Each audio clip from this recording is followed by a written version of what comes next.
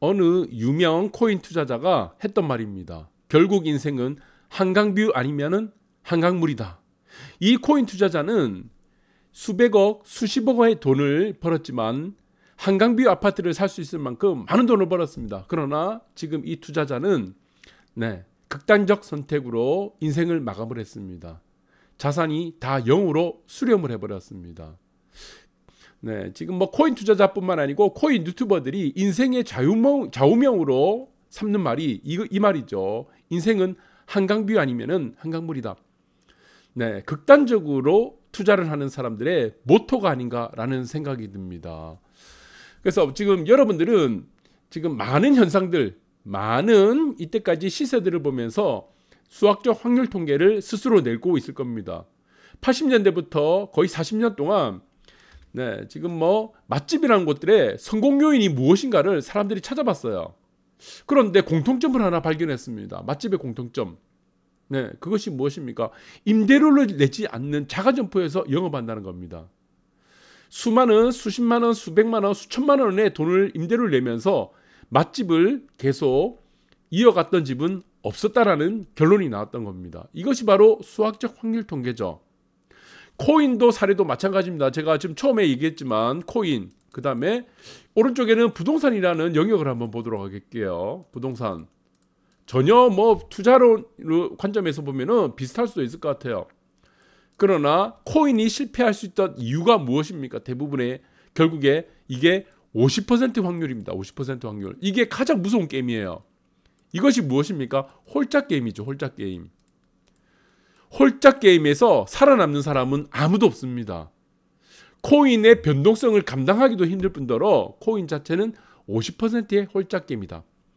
그러니까 내가 100번을 잘해도 1000번을 잘해도 의미가 없어요. 100번을 잘해도 1000번 잘해도 의미 없죠. 단 한 번의 실수, 단 한 번의 실수가 모든 것을 빼들어가는 것이 바로 코인 투자입니다. 그러나 부동산은 어떻습니까? 부동산은 홀짝 게임이에요? 아니죠. 부동산은 보유의 게임이에요. 보유.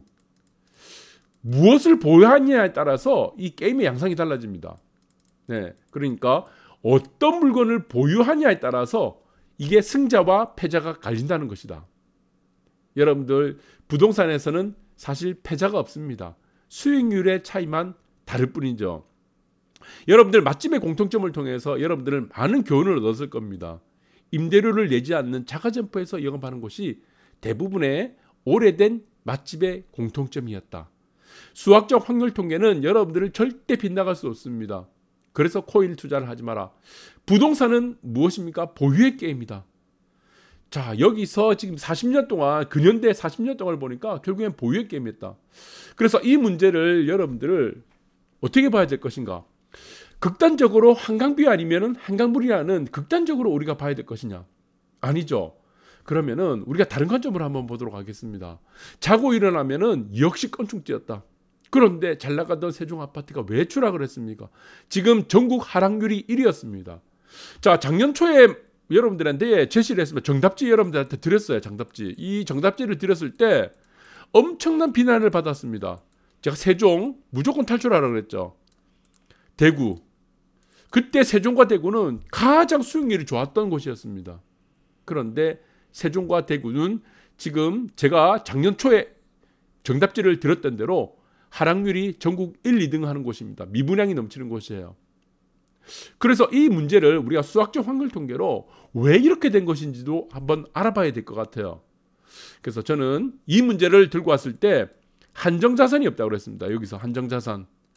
희소성이 없다고 그랬습니다. 그래서 이 문제들을 우리가 조금 차근차근 한번 보도록 하겠습니다.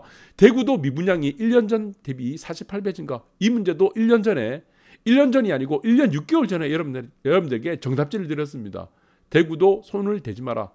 세종도 손을 대지 마라. 그래서 제 유튜브에는 세종, 대구에 계신 분들이 어마어마하게 다 지금 구독자 탈락하고 엄한 심한 말을 지금 많이 써놨습니다. 그러나 모든 것들이 다 정답지를 드린 만큼 현실로 다 된다고 그랬죠. 그럼 왜 그렇습니까? 대구와 지금 세종. 자, 여기서 보시기 바랍니다. 지금 이 문제를 저는 21년도 1월달 다 말씀드렸다. 그래서 왜 그렇게 됐습니까? 그러면 이것을 우리가 수학적 확률 통계로 우리가 봐야 되겠죠. 왜 대구와 세종은 이렇게 된 것인지. 자, 그런데 대구와 세종을 우리가 공급이라는 문제, 대출 규제라는 문제만으로도 해결할 수가 없는 겁니다. 풀 수가 없는 거예요. 왜 그렇습니까? 지금 여기는 강원도입니다. 강원도에 인프라가 없어요. 인프라는 세종과 대구가 훨씬 잘 갖춰져 있습니다. 교통뿐만 아니고. 공급도 마찬가지입니다. 그런데 왜 이렇게 달라지죠? 강원도로 강릉은 왜 이렇게 됐습니까? 여러분들 보시기 바랍니다. 이것이 무엇의 힘입니까? 이것이 바로 희소성의 힘입니다. 희소성. 모든 것은 여러분들이 확률로 접근 가능합니다. 확률. 예, 홀짝 게임 확률은 무엇이라고 했죠? 50% 홀짝 게임은 가장 위험하다고 그랬죠. 네, 도박입니다. 무조건 치게 되어 있습니다. 마지막에 딱 한번 걸리게 되면은 전 재산 내가 수백억을 벌든지 4천억 벌어가지고 이번에 영원으로 세상을 운명을 달리한 사람도 있습니다. 며칠 전에. 왜 그렇습니까? 확률이죠, 확률. 그래서 부동산은 무엇이라 했죠? 희소성, 한정성. 그런데 이 희소성과 한정성이 어디에는 없습니다. 어디입니까? 세종과 대구에는 없는 거예요. 아무리 찾아봐도 없어요. 희소성이 있는 부동산이 없고 한정성의 부동산이 없기 때문입니다. 거기서는 양극화가 없는 거예요. 네, 학군 외에 양극화가 없습니다. 그래서 땅 자체로서의 희소성과 한정성을 여러분들이 찾아야 됩니다. 그래서 부동산은 보유의 게임이라고 제가 말씀드렸죠. 그러면은 우리가 과거를 한번 보도록 하겠습니다. 과거의 역사적 통계, 역사적 변동성, 그리고 과거의 확률적 통계를 보게 되면은 대한민국은 근현대가 펼쳐졌던 80년대 중반까지는 인구가 급격하게 올랐죠. 80년대 중반까지, 1980년대 중반. 그때는 뭐 서로 막 올라가기 바빴습니다. 뭐 어디가 떨어지고 어디가 올라가는 양극화가 없었어요. 왜? 인구가 급격하게 늘기 때문에. 그런데 86년도 88 올림픽 때입니다. 이때부터 서서히 양극화가 시작됐습니다. 그래서 1차 상승이 시작됐습니다. 근현대가 시작된 우리 한국 전쟁 이후 1차 상승, 실질적인 1차 상승입니다. 통계가 작성된 이후. 그 다음에 또 언제가 됐습니까? 조정기를 거치게 되죠. 그 다음에 또 여기가 2차 상승이 됐습니다. 2000년대부터 IMF 끝나고 나서. 네, 그리고 여기는 마찬가지로 2차 상승. 그 다음에 지금 펼쳐졌죠. 그리고 여기 때는 코로나 때문에.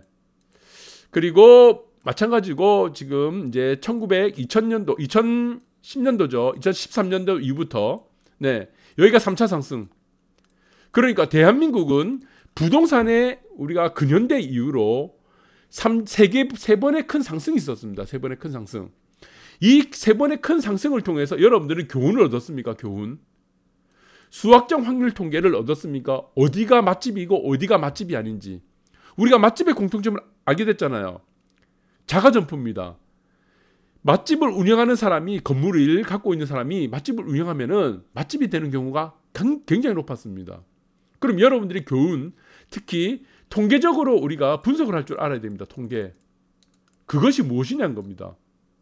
자, 여기서부터 1차 상승은 대부분이 올랐겠습니다. 그리고 2차부터 3차로 갈수록 어떻게 양극화가 심해지고 있다. 그래서 강남과 강북이 2차 상승 때부터 급격하게 갈라지기 시작했던 겁니다. 네, 여기서 여러분들이 교훈을 깨닫지 못하게 되면은 아까 사례를 보셨죠. 네, 답이 없습니다.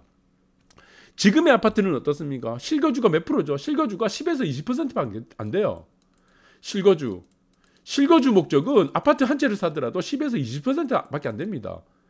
대부분 아파트를 사는 이유는 뭡니까? 지금은 투자 시대죠. 투자가 80%입니다. 이상. 한 채를 사든 10채를 사든 이 투자예요, 다.